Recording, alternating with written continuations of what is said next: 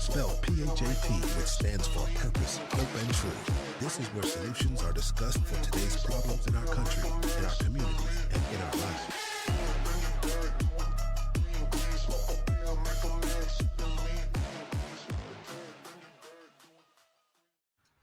Welcome. And let me thank you once again for tuning in to another episode of Talking Fat. And that's Talking Fat. That's PHAT, not FAT. And that's an acronym, as you know, for Purpose, Hope, and Truth. I am your host tonight, Keith Robertson, the Fin Coach. Thank you so much for taking time out of your schedule just to tune in to see what we're talking about. And as I always state, that the purpose of this show is to bring you public information that a lot of times is not public knowledge. For we believe that the stories of other individuals can help you through some of those rough spots in your life. Listen, guys, we're very fortunate today. We're going to be bringing Chesapeake City Councilman Les Smith Jr. forward here in just a moment. But, we want to take a minute to wish everyone a happy new year and prayerfully hope that you know that this is going to be your year.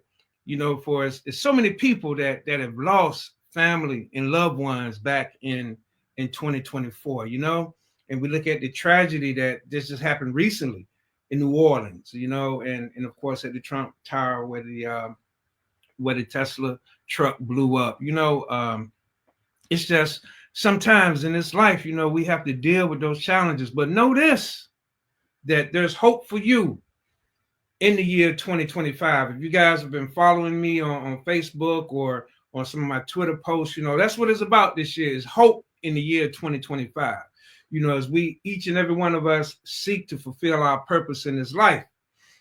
And speaking of purpose, this gentleman that I'm about to bring forward, wow, I commend him in his travels and what he's been able to do in his life. Again, like I stated, his name is Councilman Les Smith Jr. He's a native of Chesapeake. He's a retired lieutenant from the Chesapeake Sheriff's Office. 28 years, y'all, in the Sheriff's Office. He's a graduate of St. Paul, and he did his undergraduate at St. Paul and did his graduate studies at the University of Richmond.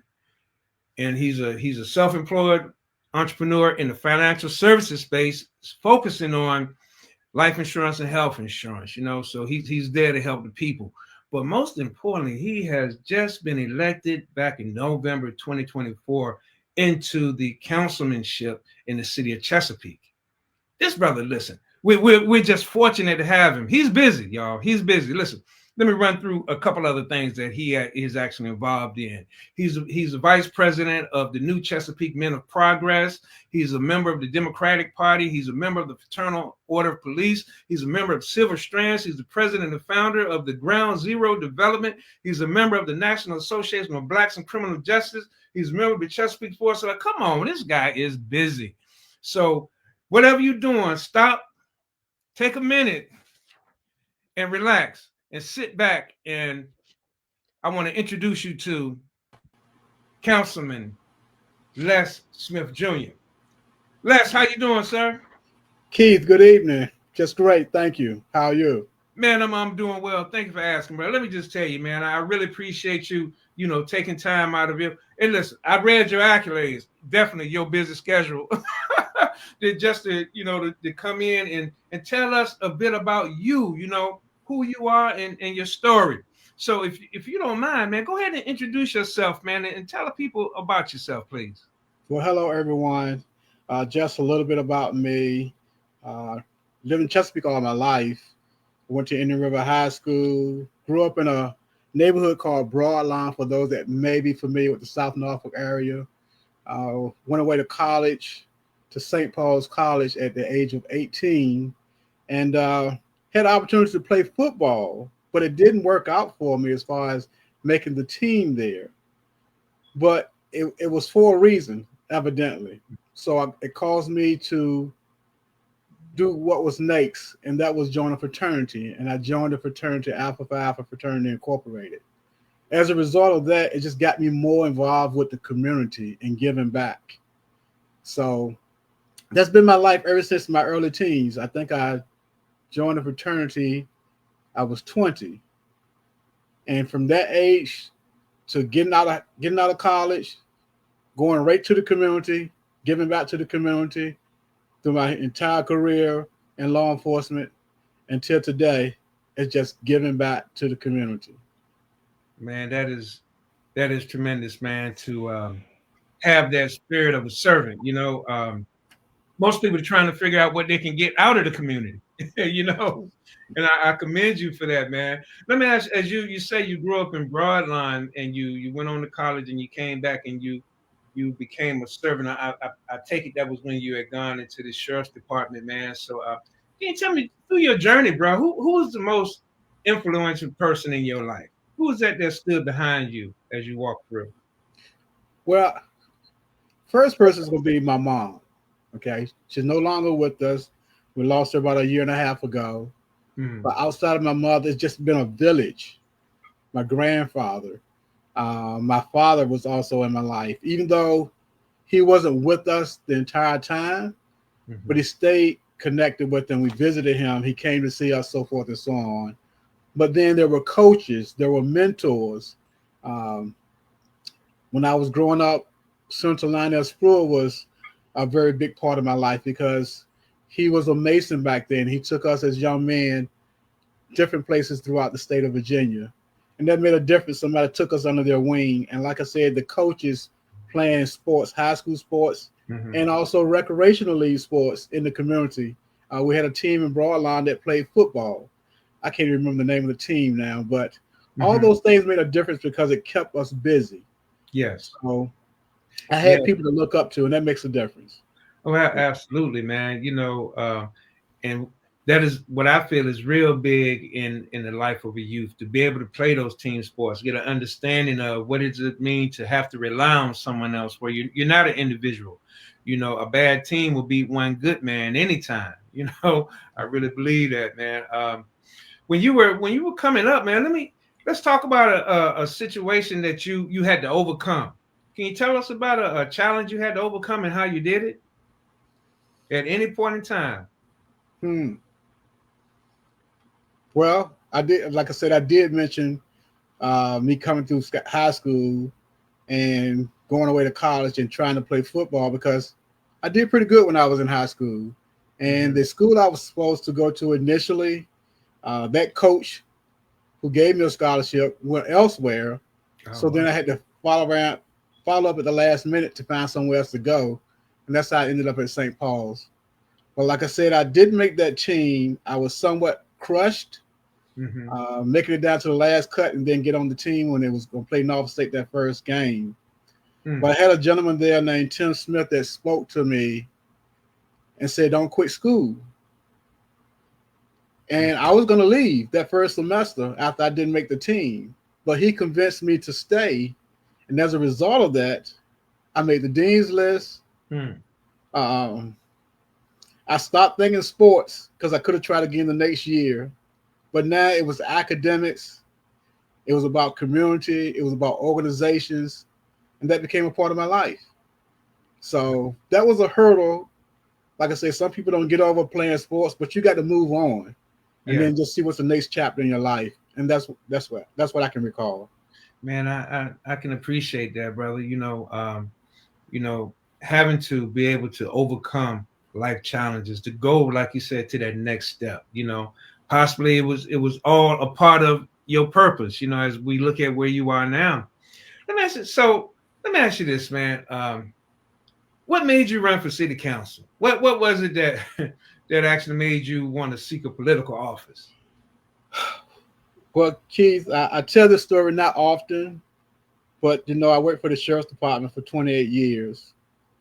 And whether you're in the sheriff's office, you can probably be at any job, and you can see people being treated differently, And when I say treated differently is you're being treated differently to a certain degree based on the color of your skin. So as a result of that, I want to make a change. Okay. I just saw people not being properly represented. And when I say properly represented, that meant when I was at the sheriff's department, it could be the employees to a certain extent. It can be those incarcerated to a certain extent. Mm-hmm. Now, I can't sit blindly and see people not being treated fairly, and it's people of color, and I'm one of them. Mm-hmm. So I wanted to do something about that. So that put me in a position to where the opportunity presented itself to run for sheriff. So I ran for sheriff to try to make that change so everybody is treated fairly, despite the color of your skin. Mm-hmm. So as a result of doing that, it wasn't about politics. It was about taking on that position to be the leader of the sheriff's office to make that change as far as how people are treated. But when I took that step to run for office for sheriff, I say the problem is bigger than the sheriff's office. It's citywide. Mm-hmm. It's probably statewide. It's national. The issue, the problem of people not being properly represented, and we settled. Uh-huh. So the next thing was for me to run for city council, even though it was 4 years later. So I didn't run until 2018 for city council the first time. Mm-hmm. But I saw so many communities because I'm in the communities on a regular basis, and I see what they're lacking, and there's nobody really to listen to them to make those changes. So I've been fighting all this time to be in a position to where you have someone at the table, understands your concerns, and is going to do something to make it better. Gotcha. So what are some of the things you would like to see done while you're sitting in the councilman seat? Okay.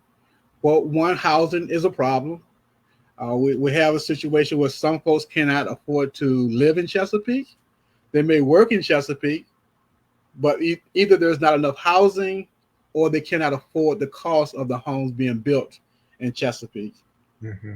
So some way to find that happy medium to where folks can actually afford to live here in Chesapeake by what we're building, the type of homes we're building, the type of apartments that we are building, what kind of sliding scale we have, what would be one concern.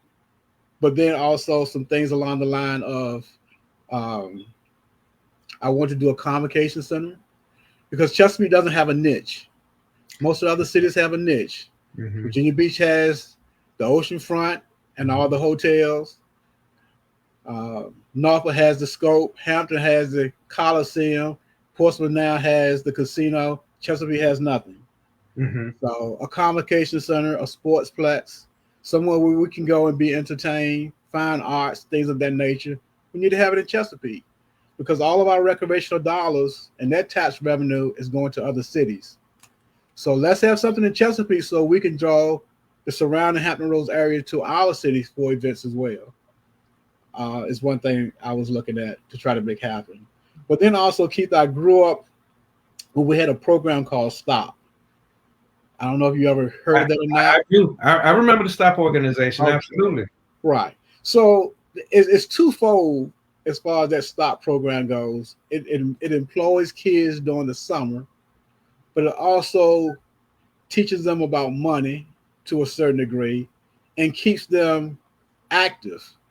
So they're not sitting around idle doing bad things or not exercising their minds. Mm-hmm. So I would like to try to bring a program similar to that back to the city of Chesapeake to help the youth out. Understood, man. Yes. I definitely get that. I do remember the STOP organization, individuals working. Matter of fact, right there in Broadline, if I remember correctly. They did have yeah. Right. Yeah, go there and get you a summer job. You can learn how to work and be paid for it and get an understanding of the value of time and money. Exactly. When you look at where Chesapeake is right now and these things that you like to put in place, what is your vision for, let's say, 5 years from now? What would you like to see in Chesapeake from where it is now? You want a convocation center? I know we have the was it over in Greenbrier? I know it was got a conference center. Yeah. So a larger scale, but this is so like people can be entertained in. Mm-hmm. I don't know how many seating. It could be 5,000, 10,000 people, give or take. Mm-hmm. A seating of that nature where you can have sporting events, you can have concerts, and things of that nature. Also, graduation. Yeah. Right now, our kids go to Norfolk to graduate from high school. Mm-hmm. I know I graduated at the stadium back in the day, but they don't do that anymore because of the weather. So it's always indoors. But we don't have a facility big enough in Chesapeake to entertain graduation. So if we would have had that convocation in Chesapeake, that could take place. But then also the types of businesses that we attract to the city, I want to improve that as well. We want to make that inviting for them to stay. They can afford to live here. They want to be here, but then we have things for them to do. So 5 years from now, I don't know if we'll be concentrating heavily on Greenbrier, or will we be moving further down 17 to do more business. But all those things have to be looked at. And I'm looking forward to the opportunity to be a part of what takes place. Now, you might not be able to speak to this one way or the other, but, just like the city of Norfolk took over the mall, took over the MacArthur Mall, I see Greenbrier, it seemed like it's dying as well, with the economy now and how people shop. People aren't visiting the malls like they used to. They're using more of the online type presence. Could you see the city possibly going there and doing something? It's always a possibility. I know when I ran 2 years ago and I took a tour through the mall and I could see how it was falling off back then. And something has to be done in reference to it. So I would say altogether that the city is out of taking a look at it.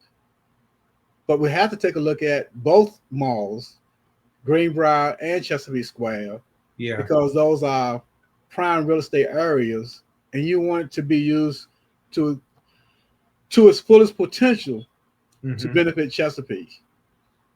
So I would not take that off the table as something we should look into as a city.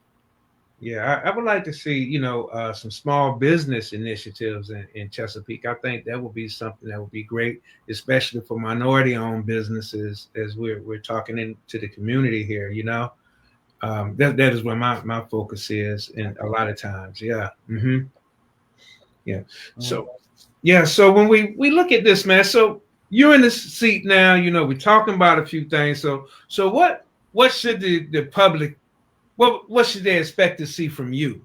Are you gonna be like the chairperson for the people, where they can come to you and say, hey, go to Councilman Smith. He's our man. He's gonna stand up for us in these situations. Well, when somebody brings something to me, I'm gonna always listen, and I'm gonna be honest with folks. Some things I may be able to push and get approved. Some things I would not be able to. But the thing is, they got someone that's going to listen for one, and for two, is going to take it forth to see what can be done in reference to it. That's the main reason for me getting on council, because a lot of times people don't have a spokesperson. So to a certain degree, I will be that spokesperson to share your viewpoints and your concerns with the other members of council, and then see what the city as a whole can do about those things. Got it, man. Yes. What would be your advice for someone that has aspirations to seek some type of political career? What would you say to that young person that say, hey, I would like to be in office one day? What would you say to that person? Well, one is not for the faint at heart. You got to have a tough skin. And if you worry about failing, then there's no sense in bothering with it, because you're not going to always be successful the first time around. But anything worth having is worth working for. That has been my experience. And it's something you really, truly believe in. And if you really want to give back, then go for it. But a lot of folks have others tell them you cannot, so they don't try. But don't let anyone discourage you from running if that's something you want to do. But don't run just for the sake of running. Run because you're trying to help. But two, if you're going to run, put your everything into it. And that's what doesn't happen enough. Right. All or nothing, because you've run on 4 different occasions. Yes. So what was it in you, man, that drove you back? You know, you went in, like you say, yeah, you it's easy to say, you know, don't quit. But what was that thing in you, man, that allowed you or that kept pushing you forward? What was it? Well, one thing was, Keith, is that I still didn't see the change that I know was needed. Mm. Okay. And secondly is I didn't see anyone stepping up that would put forth the effort that I feel as though I would put forth. Because I didn't see people presently on council that was getting into those neighborhoods, talking to those folks to find out what the needs and concerns are and doing something about it. You can't just go to a council meeting and make decisions, but don't know what the people are experiencing. Mm-hmm. And if I had saw those changes, then there would be no need to run. Mm-hmm. But because it never took place, it kept putting me in a position to where I need to be there because I'm listening to the people and I can get it done if I'm given the opportunity. Mm-hmm. So that's why I kept fighting. And like I said before, I saw so many communities not represented, and they need to be represented. And that's why I'm running. And that's also another reason why part of my platform, I brought up the piece about going into a district system. If you're familiar with what I'm talking about, like wards in other cities like Norfolk and Virginia Beach have. Mm-hmm. We kind of need that in Chesapeake, but they really don't want to go there.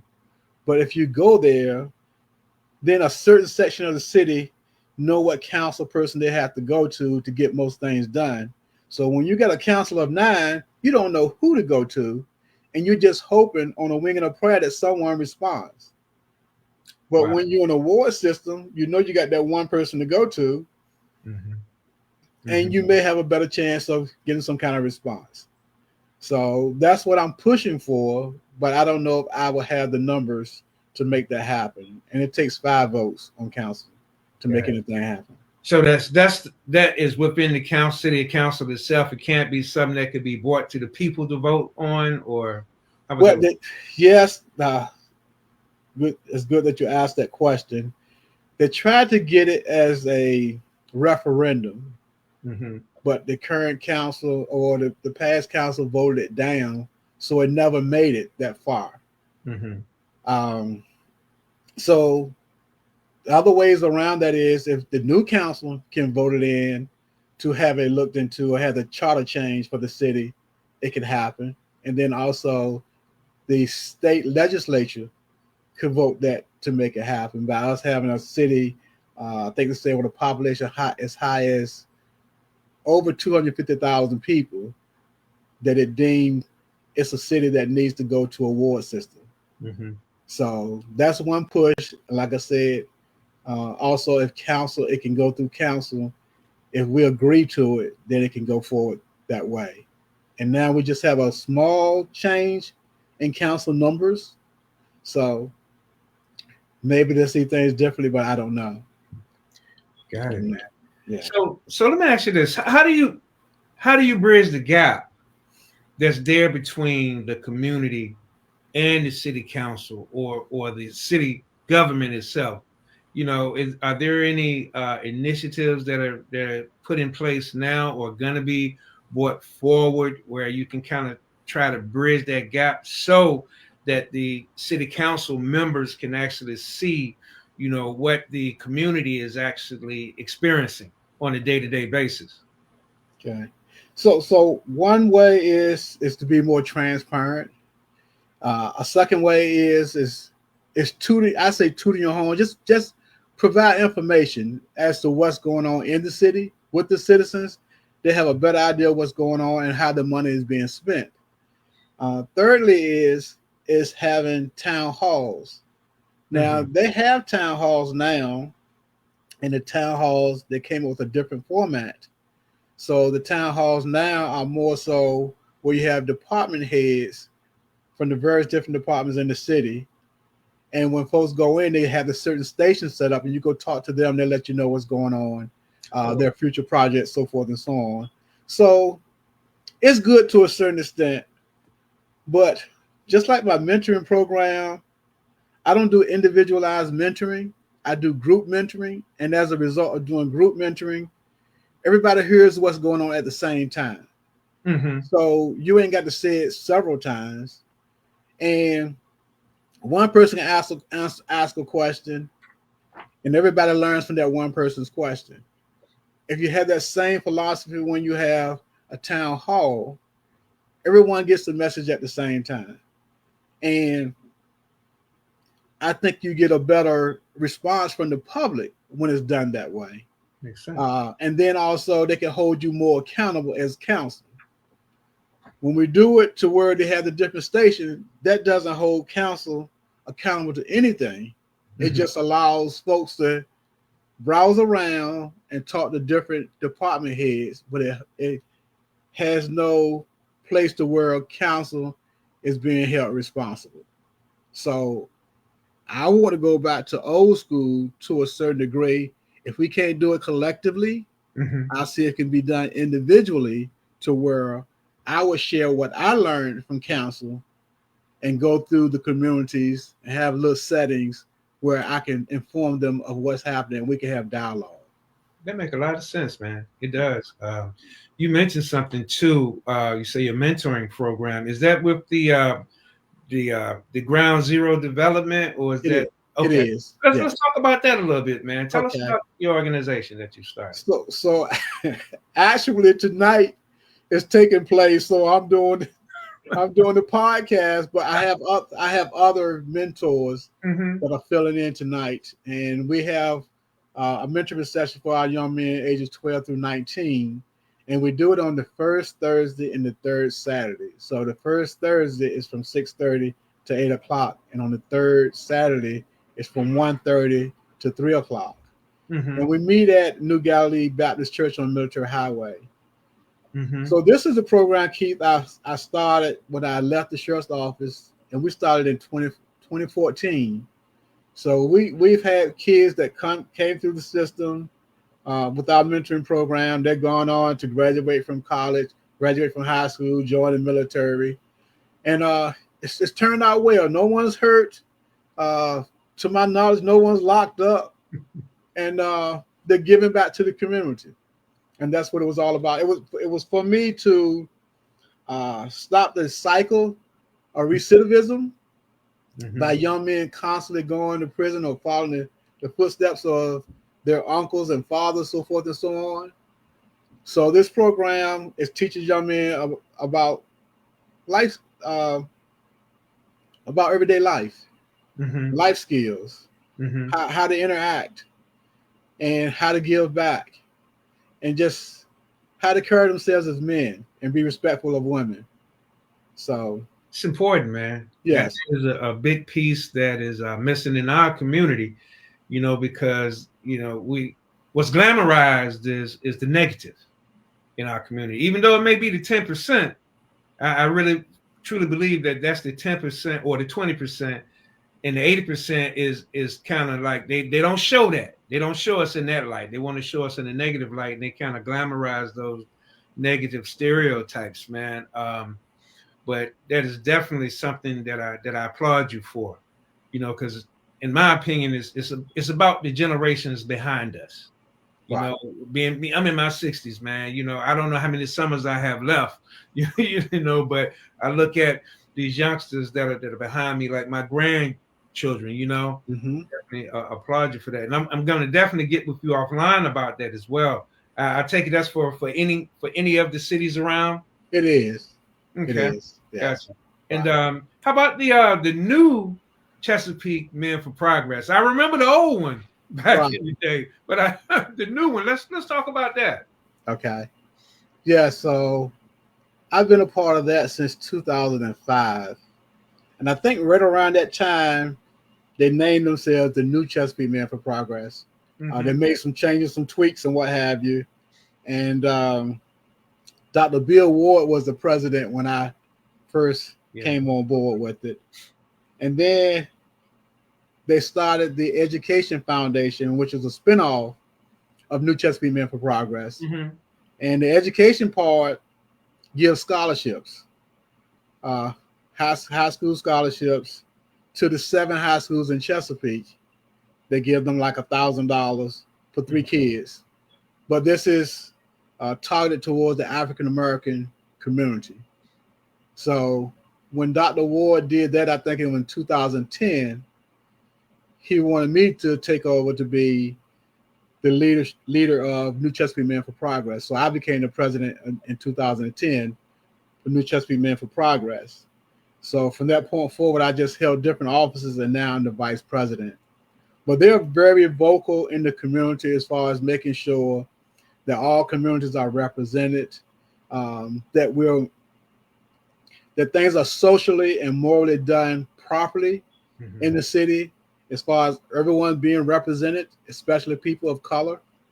And they've been very supportive of candidates being elected.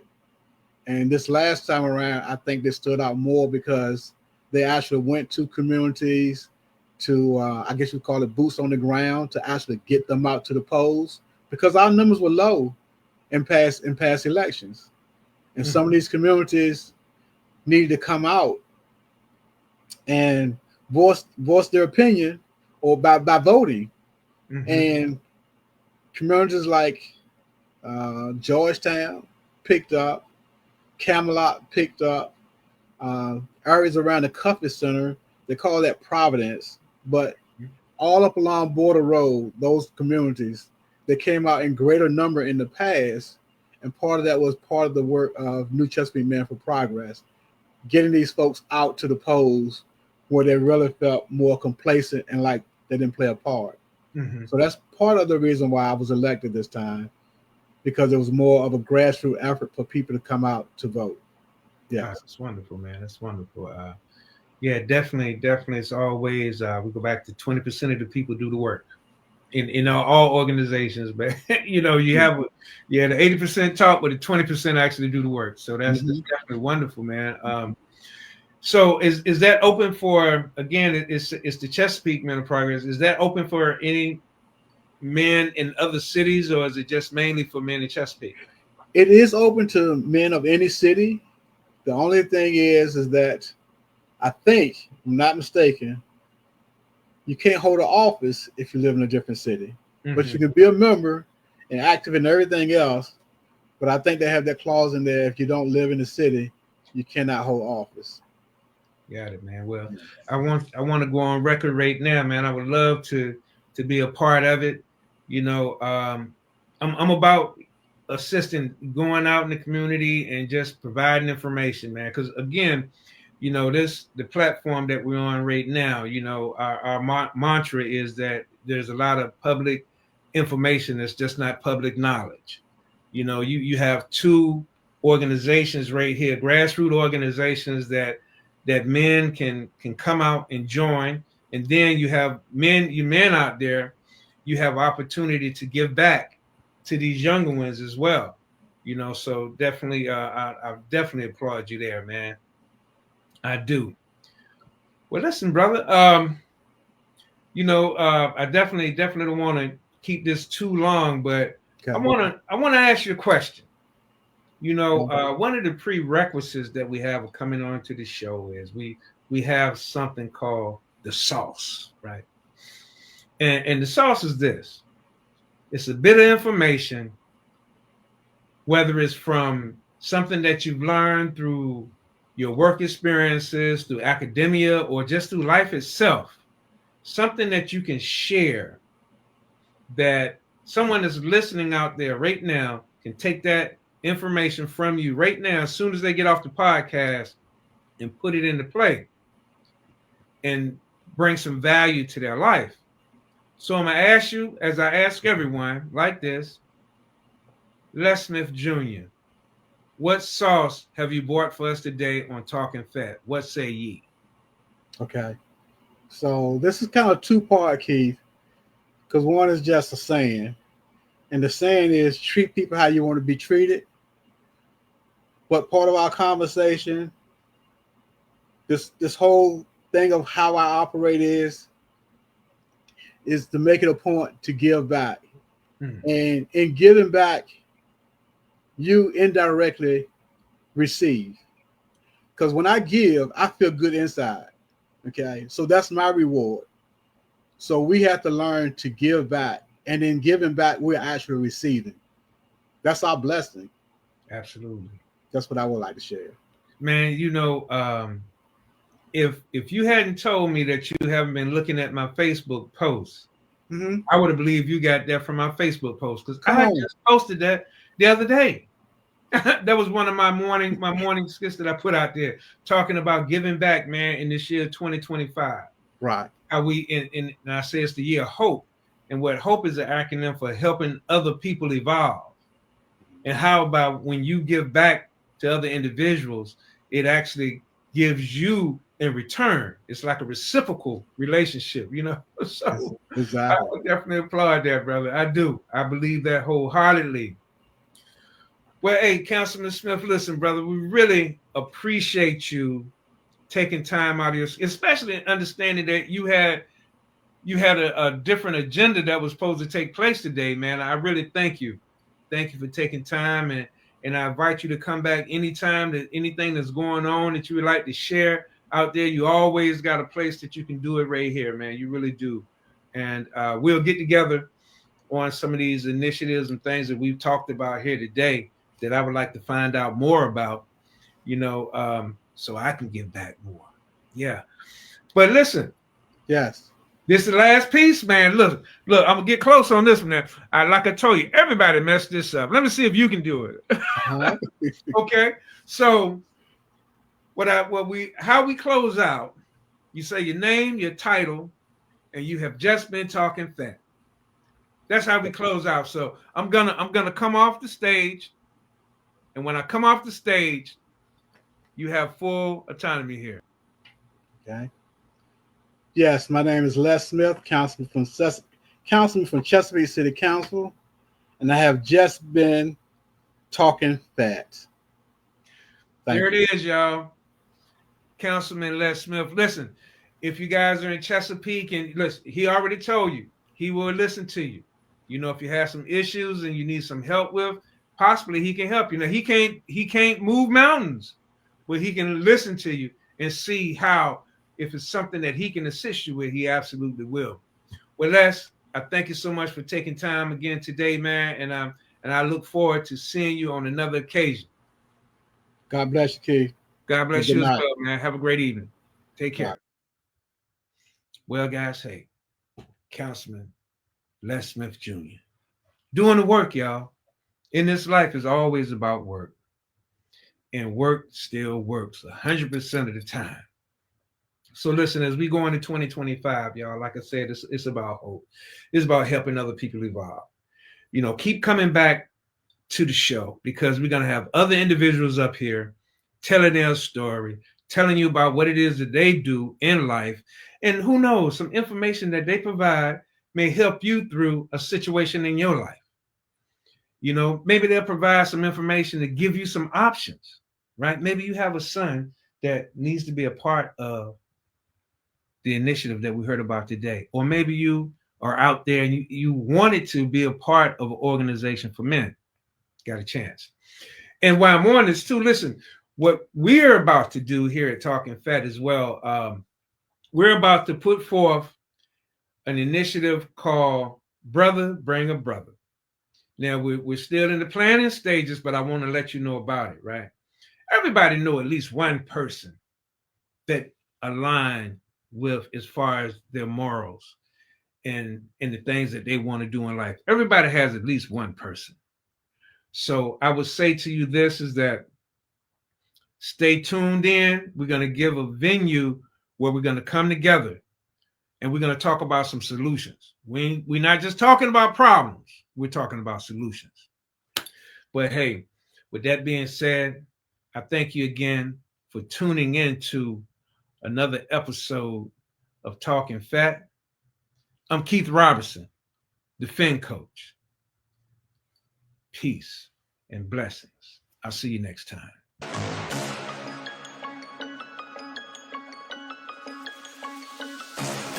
Thank you for taking time to tune in to Talking Fat. As we know better, we must do better, because action of knowledge leads to power. If this content has been useful to you, please like and share. Tune in again. Peace and blessings.